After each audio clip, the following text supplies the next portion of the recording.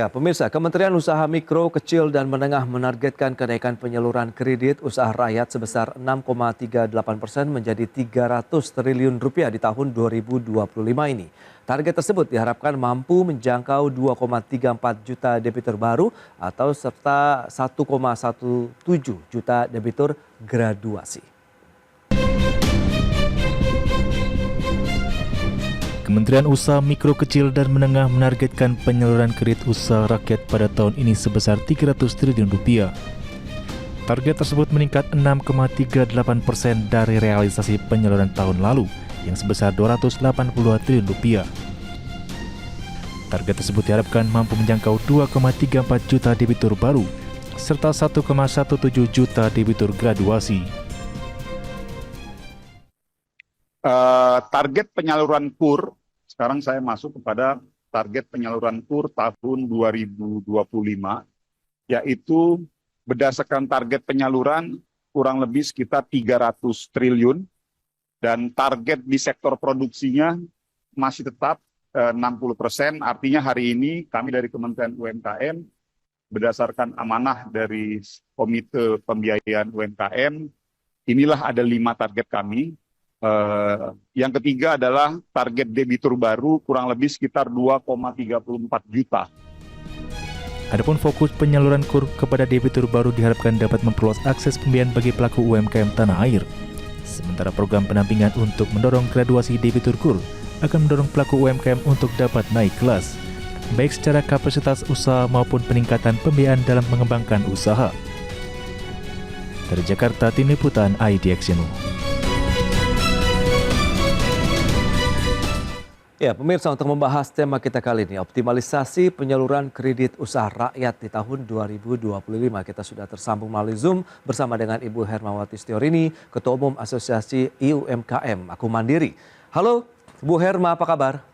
Baik, Mas. Baik. Sehat selalu, dan juga. harus bahagia. Siap, itu dia, salam bahagia selalu. Nah, menarik kalau kita cermati dengan informasi yang baru saja disampaikan dari Kementerian UMKM begitu ya, dari sudut pandang pelaku usaha. Lantas bagaimana program dari KUR hingga saat ini, apakah sudah mampu menjadi alternatif sumber pendanaan yang bisa diandalkan bagi UMKM kah begitu, Bu?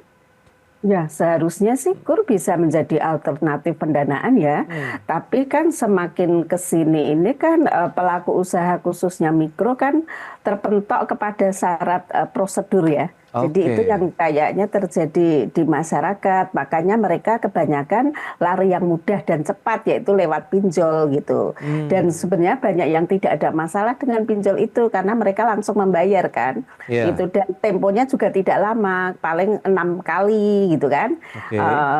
Itu jadi per minggu mereka membayar, biasanya begitu. Itu yang terjadi. Sayang sekali kalau pemerintah tidak memudahkan dalam syarat prosedurnya itu gitu. Baik, tapi kalau kita bicara mengenai syarat, kemudian prosedur yang harus dilengkapi atau dimiliki bagi pelaku UMKM untuk bisa mendapatkan kredit usaha rakyat itu apa saja, kemudian bagian mana nih yang cukup menyulitkan? Nah, sebenarnya kalau di aturannya itu memudahkan.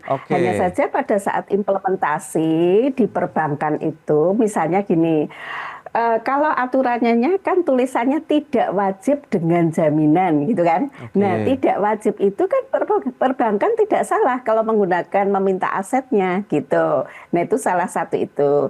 Terus selain BI checking masih ada kayak masuk di dalam program kreditnya pemerintah itu sendiri, SLIK sama SIKP kan. Nah, banyak pelaku usaha yang mereka tidak sadar bahwa pernah mendapatkan bantuan tunai misalnya 2,4 gitu kan. Kalau biasanya dalam pileg atau pilpres itu kan mereka dikasih ini bantuan 2,4 ke pasar-pasar gitu kan. Nah, terus sebenarnya KTP-nya diminta untuk masuk di data negara. Nah, itu dia juga tidak bisa mendapatkan. Nah, keseragaman di dalam implementasi di perbankan itulah yang sebenarnya menjadi kendala pelaku UMKM untuk menembus syarat prosedur itu. Nah, selama ini kalau kita bicara mengenai pendampingan begitu yang diberikan oleh pemerintah, pelaku usaha ataupun juga mungkin dari perbankannya sendiri, apakah sudah ada, Bu?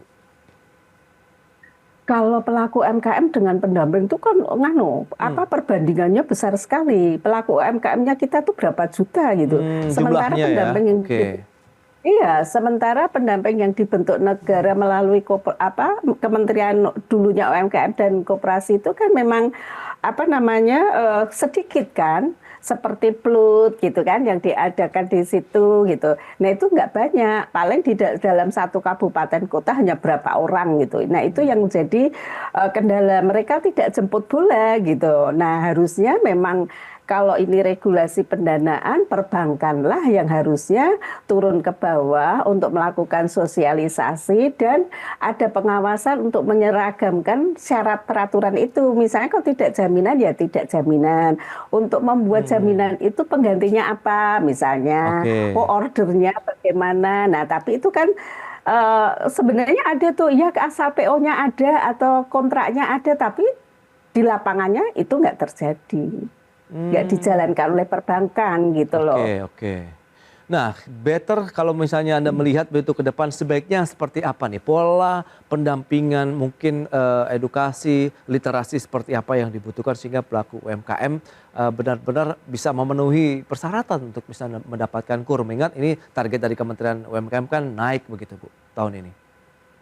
Iya, lah itu makanya kalau misalnya tadi kalau jaminan tidak ada misalnya, padahal bank memang wajib perlu kehati-hatian, takutnya nanti debit itu tidak bayar, makanya mereka tetap meminta jaminan. Nah, apa nih mungkin dari personal garanti misalnya kayak gitu, itu kan sebenarnya bisa menjadi lampiran kan. Nah itu sebenarnya salah satu solusi, apalagi kalau ditambah berarti kamu marketnya sudah jelas ya gitu. Nah itu juga menjadi lampiran atau dokumen pelengkap gitu. Nah saya berharap itu bisa menjadi syarat prosedur tambahan gitu loh. Itu menurut saya, jadi tidak wajib, tapi jika dia tidak mempunyai aset, dia harus ada seperti itu. Jadi untuk menjamin gitu loh.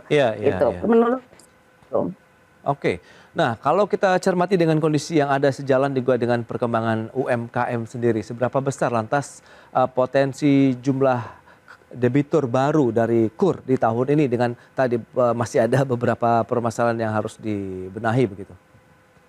Menurut saya pesimis ya kalau target pemerintah untuk menarik KUR, apalagi nasabah baru selama syarat prosedur dan keseragaman dalam implementasi perbankan itu sendiri tidak dijalankan. Menurut saya itu, karena dari tahun ke tahun kan selalu turun. Iya. Ya kan, nah pengguna pelaku dari pengambilan kredit itu kan jadi misalnya dulunya ini kan dia langsung di blacklist, dia nggak bisa maju lagi. Penghapusan hutang juga yang dihapus sebenarnya bukan penerima KUR, tapi yang bukan penerima KUR. Oke. Gitu. Wow, iya.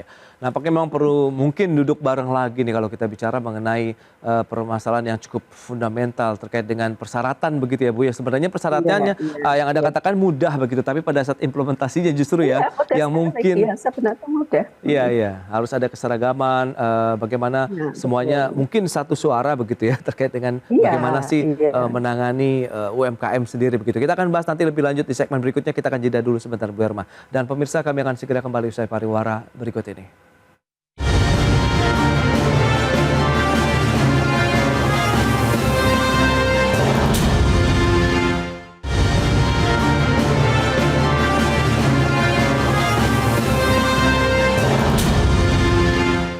Ya, Anda masih menyaksikan Market Review pemirsa, dan berikut ini kami sampaikan sejumlah data untuk Anda terkait dengan realisasi dari penyaluran kredit usaha rakyat. Data selengkapnya bisa Anda saksikan di layar televisi Anda. Kita cermati bagaimana trennya dari tahun 2018 sampai dengan 2024. Ya, 2018 sampai dengan 2022 trennya naik terus begitu, di tahun 2022 menyentuh 365 triliun rupiah. Kemudian di tahun 2023 turun menjadi 260, dan di tahun 2024 ada kenaikan 282 triliun rupiah. Selanjutnya kita lihat porsi penyaluran KUR di tahun 2024. Ada sektor produksi, kemudian sektor non-produksi. Itu dia, produksi 57,81%, kemudian 42,18% untuk yang non-produksi. Dan selanjutnya bagaimana dengan realisasi penyaluran kredit usaha rakyat per 16 Maret tahun 2025 ini? Ya, kalau kita cermati total penyalurannya ada 44,73 triliun rupiah, di mana penyaluran sektor produksi mencapai 26,16 triliun, adapun total debitur penerima ada 788.237 orang. Jadi ya, beberapa data yang sudah kita sampaikan, kita lanjutkan kembali perbincangan bersama dengan Ibu Hermawati Setiorini. Baik, Bu Herma mencermati dengan beberapa data tadi yang sudah kita sampaikan, begitu realisasi kredit usaha rakyat cenderung naik begitu sampai dengan 2022, kemudian sempat turun di tahun 2023, naik lagi di tahun 2024. Nah, potensinya 2025 seperti yang Anda katakan tadi masih banyak tantangan, kemudian justru Anda tidak terlalu optimis. Lantas bagaimana Bu strategi yang mungkin perlu dilakukan bagi pelaku usaha UMKM-nya sendirilah begitu untuk bisa masuk dalam kategori nanti penerima kredit usaha rakyat begitu? Ya, sebenarnya kan kalau strateginya sebenarnya kita sangat tahu bahwa SDM pelaku usaha mikro itu kan memang minim ya. Jadi tentang literasi keuangan. Jadi mereka seharusnya lebih bisa diedukasi atau dia mencari tahu gitu bagaimana untuk membuat arus keuangan yang bagus. Terus tidak membuat rekening yang sama dengan pribadi. Nah, itu sangat berpengaruh juga karena ketahuan kan belanja berapa, terus dia omsetnya berapa itu kan ketahuan. Sehingga nanti perbankan ada trust kepada pelaku usaha itu. Dan juga dari perbankan juga butuh kelenturan gitu loh. Misalnya ada ketidakseragaman, kayak misalnya pedagang sekarang kan banyak online tuh. Mereka nggak punya stok tapi kan reseller misalnya. Nah, itu kan kadang ada perbankan yang meng-ACC, ada perbankan yang tidak meng-ACC. Nah, berarti kan memang pada satu perusahaan ya, maksudnya plat merah sama tapi beda kota itu beda cara eksekusinya. Nah, itu yang mungkin harus disikapi oleh kebijakan itu sendiri, dan pemerintah yang membuat regulasi juga harus ada pengawasan gitu. Jika terjadi hal seperti itu ya bisa memberikan masukan kepada perbankan atau mungkin kepada UMKM ada regulasi yang tadi saya sampaikan bisa dilenturkan lagi gitu. Oke. Nah, lantas bagaimana pandangan dari Bu Herma nih terkait dengan kebijakan penyaluran kredit usaha rakyat seperti saat ini? Ada kebijakan penghapusan utang UMKM yang diterbitkan tahun lalu. Apakah ya benar-benar menjadi insentif yang diharapkan juga nih dan juga bisa dimanfaatkan secara optimal begitu oleh UMKM sendiri? Sebenarnya kan kalau penghapusan hutang ini sebenarnya kan termasuk penghapusan buku ya. Jadi itu sangat menguntungkan sebenarnya untuk nilai ya performa dari pelaku usaha itu. Hanya saja kan sasarannya sebenarnya kalau kebijakan itu syarat-syaratnya adalah pelaku usaha yang kecil menengah, pelaku mikronya itu tidak mendapatkan akses kebijakan ini. Nah, itu yang sangat disayangkan itu. Tapi sebenarnya kan niatnya untuk memberikan memulihkan nama baik pengusaha itu sendiri. Jadi sebenarnya perlu dimanfaatkan bagi pelaku usaha yang syaratnya terpenuhi.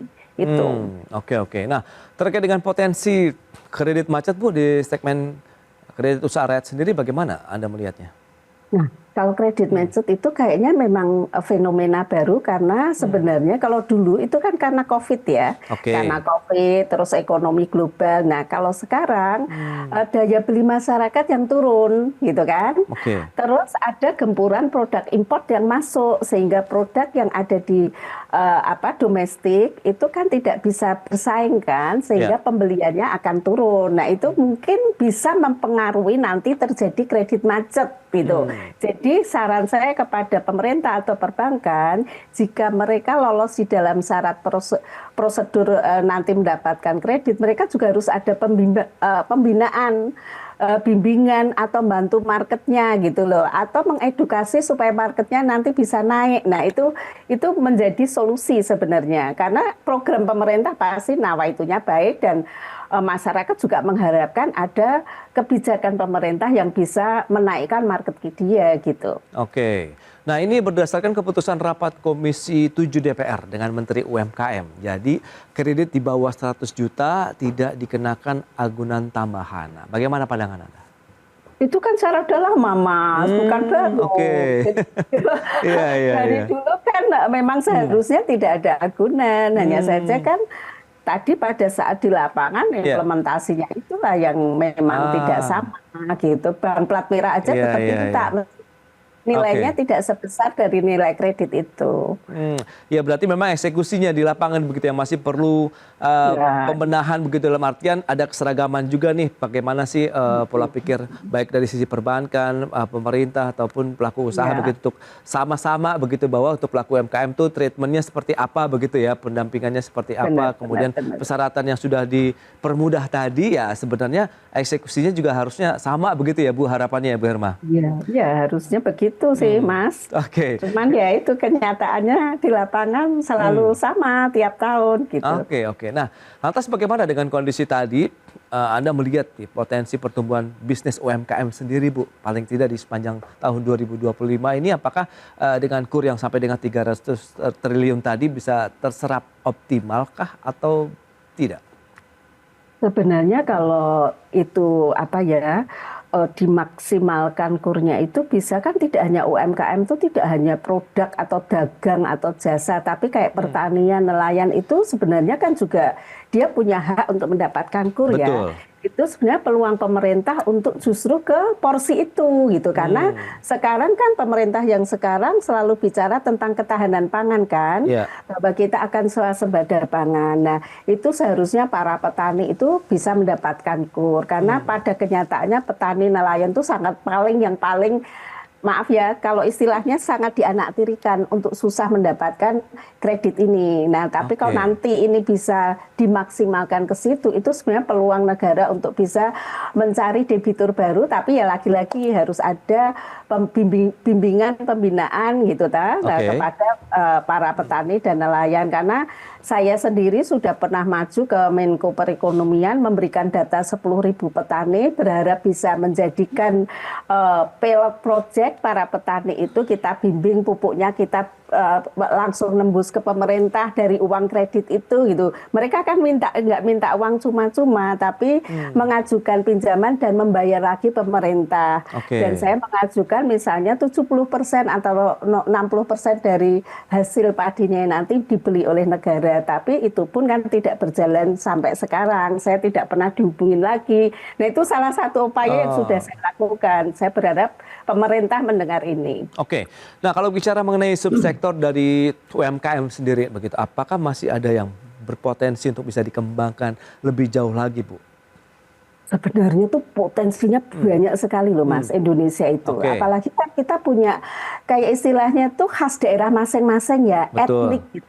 Nah etnik itu atau khas daerah itu kalau di luar negeri itu menarik sekali dan harganya malah bisa lebih tinggi daripada produk umumnya. Hanya saja kan dari Kementerian Perdagangan pun kan sebenarnya selama ini belum banyak langsung turun ke bawah. Kemarin saya audiens juga mereka menyampaikan bahwa kayak ekspor itu kan yang dibina kayaknya UMKM yang memang dia sudah tahu tujuan negaranya, produknya apa. Nah padahal UMKM kan banyak yang nggak tahu gitu kan. Nah itu salah satu yang memang potensinya besar sekali Indonesia ini. Orang-orangnya tuh sebenarnya siapa sih Mas orang Indonesia nggak manut-manut sama pemerintah? Digencet kiri kanan aja manut gimana? Oke. Nah, selain kemudahan dalam menerima bantuan KUR tadi yang sudah disampaikan, sudah kita bahas, insentif ada lagi tidak nih yang dibutuhkan begitu bagi pelaku UMKM sehingga benar-benar ya kita tahu sektor UMKM juga menjadi salah satu penopang ekonomi nasional begitu. Sebenarnya kalau mau insentif itu sebenarnya malah PPN ya Mas, karena itu pengaruh juga nih. PPN itu kan kita negara yang maaf nih belum berkembang menurut tetangga kita ya. Tapi kan PPN kita lebih tinggi dari mereka gitu kan. Nah itu juga sebenarnya bisa pengaruh untuk mikro ya. Memang misalnya kayak di warung-warung. Saya masuk di kafe, kedai kopi anak-anak muda itu dekat kampus. Itu ternyata kan dia juga pakai slip ada PPN-nya kan. Nah pada itu di kalangan mahasiswa. Nah saya berharap di tempat-tempat tertentu itu bisa PPN dievaluasi lagi supaya daya beli masyarakat menjadi naik. Kan sekarang daya beli masyarakat turun kan dengan pendapatan yang stagnan tapi pengeluaran lebih besar. Nah, saya berharap itu termasuk ya sebenarnya pemerintah harus rajin untuk sosialisasi program sama bimbingan ya, literasi kepada mereka gitu. Baik, nah kalau begitu Anda melihat bagaimana di tahun 2025 begitu dengan tantangan-tantangan tadi yang sudah dihadapi? Apakah memang kita lagi harus bahu-membahu, kemudian Aku Mandiri juga sudah melakukan inovasi apa yang ataupun mungkin sedang disiapkan Bu untuk bisa meningkatkan lagi UMKM kita naik kelas lah begitu paling tidak di tahun ini? Ya memang UMKM selama ini kan memang selalu optimis ya. Mereka optimis karena mereka masih hidup gitu ya. Nah, jadi tinggal bagaimana mereka berkreativitas, inovasi, dibarengi dengan program pemerintah yang memang harus berada di posisi UMKM itu sendiri. Karena sekarang kan semuanya serba teknologi. Betul. Dimanfaatkanlah itu teknologi baik dari sisi pembayaran, baik sistem marketingnya, dalam hal edukasinya. Nah itu yang seharusnya bisa selaras dengan pemerintah. Nah sekarang ini kan jujur pemerintah kemarin saya juga ditanya tentang penelitian UMKM kan data di Indonesia sendiri UMKM kan juga nggak ada secara real Mas. Jadi kayak BPS sendiri kan mungkin hanya sekitar 2 juta. Tapi maaf nih seluruh kementerian atau siapapun yang bicara tentang UMKM selalu bilang bahwa UMKM kita ada 67 juta sekian gitu. Tapi datanya nggak ada BNM, Beatrice. Nah saya berharap itu langkah awal sebenarnya kalau punya data itu sebenarnya lebih mudah negara untuk mengurusi pelaku usaha itu sih. Ya. Terakhir harapan Ibu terkait dengan KUR yang ditargetkan naik 300 triliun tahun 2025 ini dengan beragam kemudahan yang sudah diberikan juga begitu. Anda melihatnya ya satu sisi positif apa yang bisa dirasakan pelaku UMKM? Ya, ayo Bapak pemerintah nih ya, yang sekarang kurnya dinaikkan, saya berharap sih benar-benar terimplementasi dengan bagus dan tepat sasaran.